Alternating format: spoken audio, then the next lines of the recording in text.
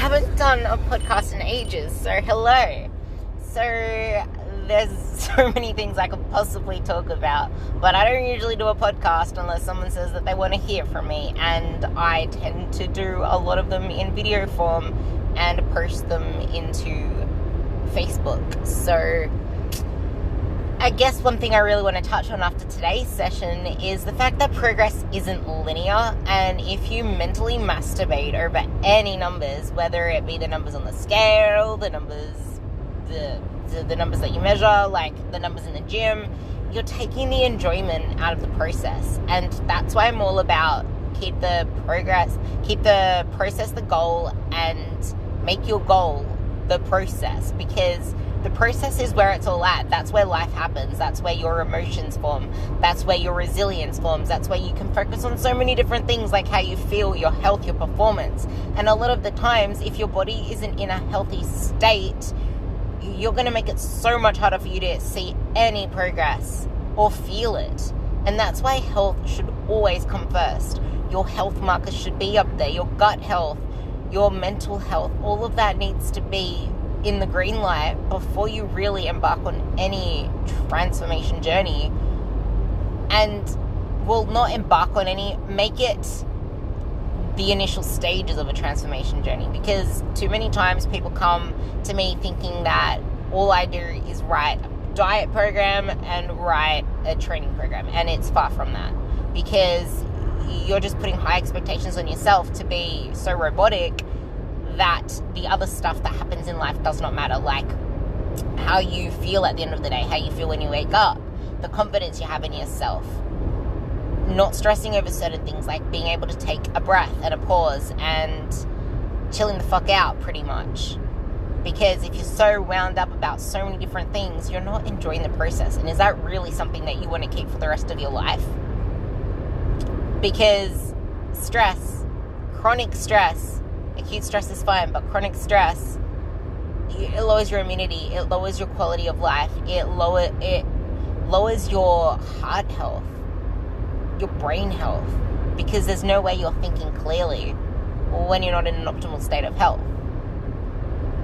So when you focus on the long journey, on being your best self, on knowing that you are enough, and just becoming the best version of you, and creating the identity of someone who is unstoppable and powerful within themselves, you'll start to act that way and make decisions that way, and realize that all these numbers is just data.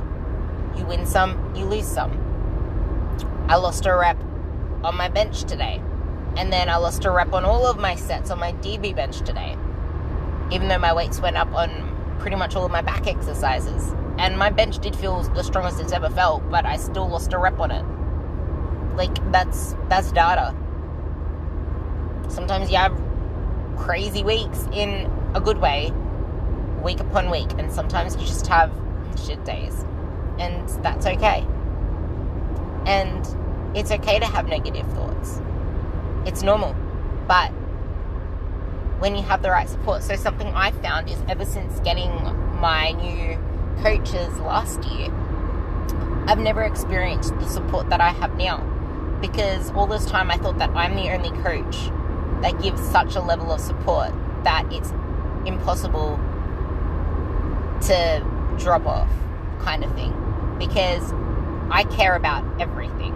I care about you completely, and I don't even mean it in a corny way. I fucking care. And I never thought that I would find a coach that does the same, and I did. And it has transformed the way that I see myself and the way that I perceive data, numbers, the gym, my nutrition. It's changed everything. And they're not only my coaches as an athlete, as me, as someone that trains, but as a coach, because they're mentors as well. And having it work together has been transformational for my coaching. It has made me one of the best coaches that I could be. Well, the best coach that I can be. So when you realize that you have, like, when you get support and realize that they believe in you more than you believe in yourself sometimes, because we all go through periods of doubt but knowing that someone cares about you, someone believes in you, and they have your best intentions in mind, it is so powerful. And if you just learn to let it flow, you only become stronger and better at recognizing these negative thoughts and pushing them aside. Because you will never let a friend speak about herself in a certain way. You will never let your kids speak about themselves in a certain way, but you find it okay to do it yourself. Funny, eh? But here's the thing. Once upon a time, you didn't even recognize it. It was just part of you. You thought that's the only way to be. But if you can recognize it, you've already made progress. You just become stronger at pausing, recognizing that these thoughts aren't serving you, and doing your best to pull yourself out from them.